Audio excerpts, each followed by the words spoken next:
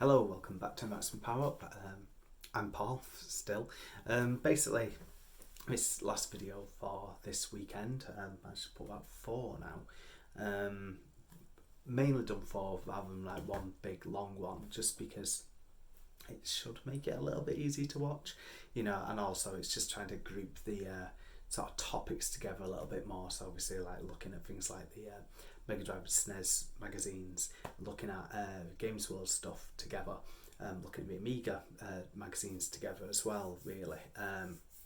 So hopefully it makes a little bit more sense, because I know sometimes people would prefer, like a massive hour-long video, get everything in more like an actual show.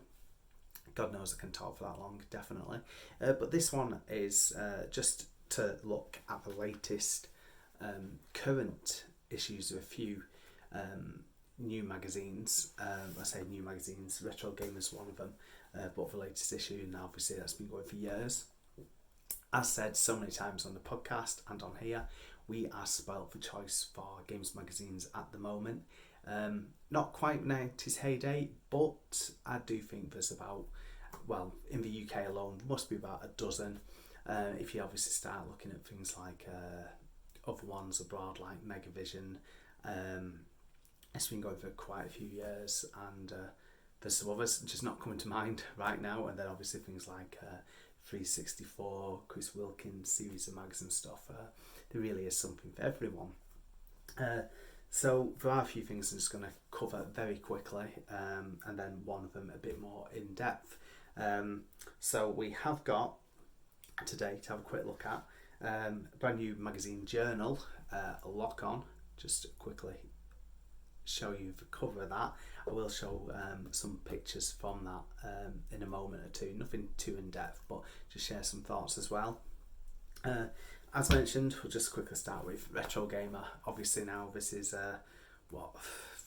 when did it start? About 2003, something like that. End of 2003, start 2004. So we're getting towards 20 years now of Retro Gamer, and this time it is covering Star Wars games. This is subscribers cover.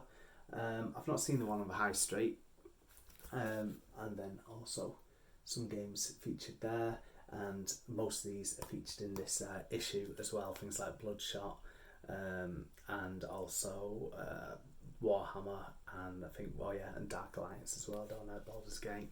So Retro Gamer, I'll be honest, some issues are better than others, but bearing in mind it's covering 30 odd, God no, more than that, like more or less 40 years of gaming now. So obviously there really needs to be something for everyone. So it's looking at the main feature, the Star Wars games that were sort of bridging the gap, and filling some of the gaps in between the cinematic universe. So not a bad feature, not a bad idea for a feature, because there's some really, really good Star Wars games out there. But just have a quick look. I'm only going to just do this for a minute, really, because again, if you obviously want to check out Retro Gamer, it's easy enough to get hold of. Basically, a few memories there of Jason Kelk, who sadly passed away the other month, who obviously wrote for Retro Gamer as well. I just want to point out just a couple of things. I do like the Back to the Noughties feature there, and down here is the final issue of CVG. It just ended so abruptly. There was still like a next month page and everything like that. That was way back in 2004. So it's crazy now that's classed as retro, when you think about it. And some good memories from around that time playing games, the GameCube, PS2 and Xbox original generation. And as said there, the Star Wars big feature, quite a few pages. We've also got, what else was just jumping out at me quite a bit. Where is it now? I've only just flicked through this as well. Got a massive feature on Zelda as well, always popular. So the ultimate guide to Zelda: Link to the Past, and then again big feature on Mega Drive game Bloodshot. So yeah, on that one personally, about half and half. That interests me. Some of it just doesn't at all. Moving on to magazine number 2. So this is issue 3 of Zzap64, which got relaunched as a little A5 mag. Again, I also subscribe via Patreon to Crash as well. Prefer Zzap. I don't know if that's just because I prefer the Commodore 64 to the Spectrum, but I don't know. There's been some really good stuff in these mags. So price at £4. Again, just to quickly show you, quite a lot in it. You know, it's what 50 odd, 60 pages, is it? That's a lot. 60 pages, A5 size. Again, you know, a few friends write for this as well, so good to see their names on there as well. But yeah, it's just, I think what surprises me, but what I also like is, again, like I said with the Amiga before, still quite a lot of C64 games coming out. You know, I feel like we've reached that point where you've got so many people who've hit that age and they're obviously looking back, and they obviously want to try and see what they can do with the machine, you know, that we grew up playing. This is also what I love. Ian Osborne, he wrote for quite a few games magazines, and he's looking back at an issue of Zzap where he had an issue with a cover tape and not having the rights to it, think it was in public domain. It wasn't. He goes into really good detail there, telling a really good story in the background about that, and that's over 4 pages. And then what else, just to quickly, again, tribute there to Jason Kelk. So there's a few pages there. I know he was loved by a lot of people in the community, and obviously did a lot for it with his homebrew scene. And yeah, they can do a better job than I can, you know, to share their memories. Just to flip through a bit more, you've got quite a few long interviews as well as short ones. Not interviews, sorry, reviews. And then what else have we got here? Looking back at the old Zzap issue 3 from back in the day. Quite a nice piece that. I do like that, you know, seeing what was featured in that issue. And it's crazy now, obviously, going back like 30, 35 years. So yeah, not bad. I do like, you know, the Zzap64, definitely. So this brings me on to a brand new magazine. Well, I wouldn't really class it as a magazine. I class it more as a book, or as some people have said, a games journal. I am talking about Lock.On from Lost in Cult. Now, I can't recall off the top of my head, I'll be honest, what size this is. A little bit bigger than A5, so just show for, you know, show you the difference there. So a little bit bigger than A5, but this is really, really nice. And if you're on Twitter or any social media, you will have seen a lot of people raving about it. And the other day, I found out why, you know, because I'll be honest, I didn't back the Kickstarter when it came out. I feel like at the time there were so many different magazines that were coming out and things, so I decided not to. However, with issue 2, I will be backing that, because that Kickstarter is due to go live, I think we said in August, so I'm recording this on the 15th, so still a couple of weeks, you know, and this is a soft cover edition, which again is numbered there. Nice touch. So I'm not going to show too much of this, but I do want to show a few little things and share a few thoughts. So again, this nice little sleeve, wraparound sleeve, is something that I really, really like. That comes off. Gonna look after that, because I think it looks the business, really do. So again, the back of it, it's so shiny and glossy. And I read a tweet before from Lost in Cult, and they were saying reasons why you should like the magazine / book. It smells great, and it does. And I know it just sounds weird saying that, because you know, you smell some new books and magazines and you're like, oh wow, we've got a, you know, distinctive smell. But anyway, I'm not going to go carry on with that, because it'll just sound weird. But anyway, So there is the uninterrupted artwork. So here you've got quite a few contributors sharing their memories, and this one is a bit of a PlayStation special. Obviously the PlayStation, one of the games consoles that really changed the market. You know, I said on the podcast so many times, you know, the PlayStation is really when gaming grew up a bit more, came out of the bedrooms into the clubs, obviously a lot more mainstream and everything like that. So I say this is issue 1.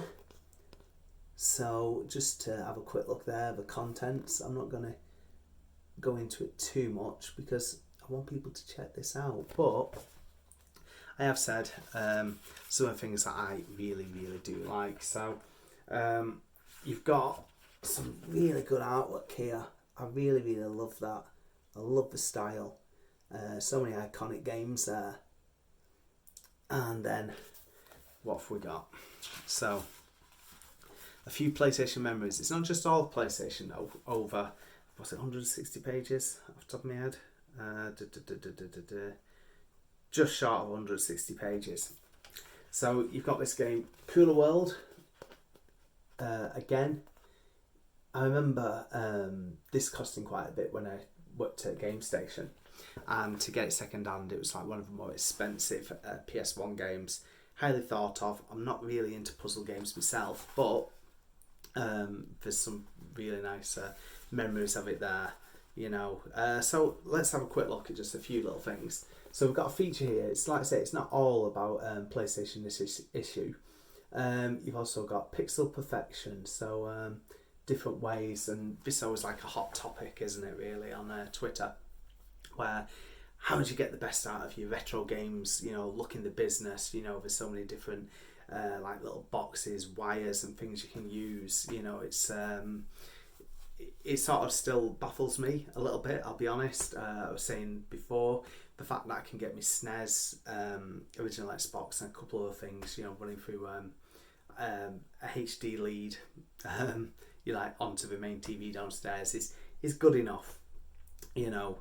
Obviously if you're streaming and things like that, you obviously want the best picture and sound and everything, so it's just like sharing a few memories on that. Like I say, I'm not going to show all of this, but you've got, this is one of the pieces I absolutely loved, again about Crash Bandicoot, proper PlayStation icon, and this is what I absolutely love, you know. It's that you know, artwork from certain artists, and it's something obviously you recognise, and yeah, they've put one little twist and style onto it, and I do like that. So what have we got here? Looking at this, I've not read out everything just yet. Looking at the PlayStation Demo 1 disc, which was obviously quite memorable for those early adopters of the machine. You've also got some, again, I said, it's not just a magazine, it's more like a games journal / book. So you've got things like a few pages of the different PlayStation logos throughout the years. Well, not even the years really, is it? So let's have a quick look. So what it could have been, and again, no text on here, just the pictures. And then what else? I don't want to go into showing off everything. This is quite nice. Twisted Metal there. Some really, again, really good artwork. And then we have got a feature on nostalgia, and again, quite a few characters there that you probably would recognise. I really like that piece. Like, really does jump out. I'm only really going to show one more thing. Where is it? Right near the back. So we have got a feature on Last of Us 2. This was just show. It's obviously talking about like modern gaming stories as well. So there was a whole GameStop share price a few months ago, I think it was now. So that's obviously sharing a few thoughts on that, and it's good to see, you know, sort of like the modern stuff and modern gaming stories in there, with quite a few retrospective looks back from obviously the actual writers of the magazine and, well, book, as well as their own staff. This one last thing, here's the last thing. A few reader reviews / memories at the back, and Suikoden, which was fantastic to see because that is one of my favourite PlayStation games. So I was really, really happy to see that. So yeah, that is issue 1 of Lock.On. Different to the other magazines. It really, really is. Obviously, I've said it here so many times. I mean, I'm part of Amiga Addict. Again, you've got Chris Wilkins magazines as well. You've got Ninty Fresh. You've got Sega Mania. We're sport for choice. What the guys at Lost in Cult are doing there is something totally different. It's sort of like, obviously not really a coffee table book, but you know, it's got its own sort of thing going on, and I'm interested to see what we do for issue 2. I don't know 100% if it's going to be like quarterly. I'm sure I read that somewhere. You know, by the time everything's out and everything like that. What we were saying though was they've got some cool trading cards coming up as well for people, obviously, that subscribe to the following issues. So that could be interesting to see, definitely. Yeah, I like it. I'm just glad that now I've got that in my collection, because again, as I said, it's doing something different. So very, very good time for fans of printed media at the moment. I feel like since I started doing the podcast magazine interviews back in 2016, things have changed quite a lot. You know, we've seen magazines go. The original version of Play, Games TM, Games Master,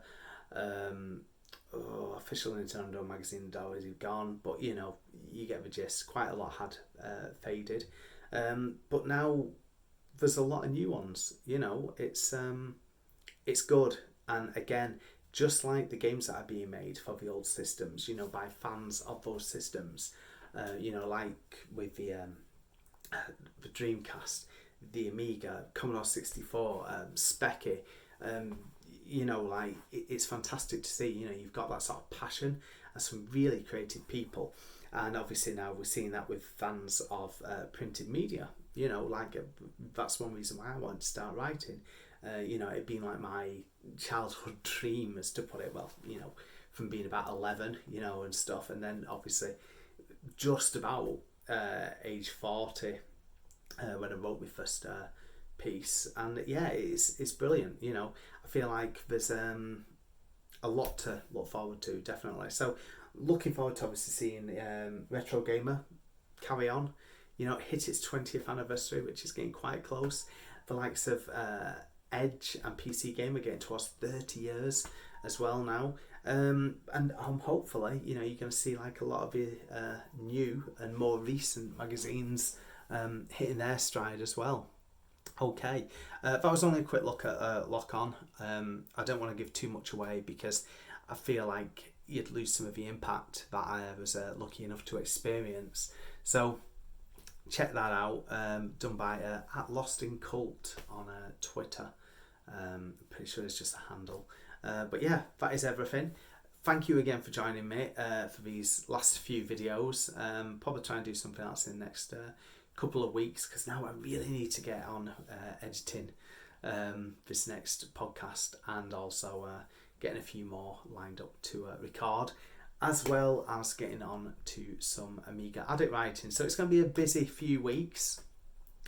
Like I say, we'll try and get one quick catch-up video done as well soon. Thank you. Have a great weekend. Look after yourselves, and speak to you soon. Thanks a lot. Bye.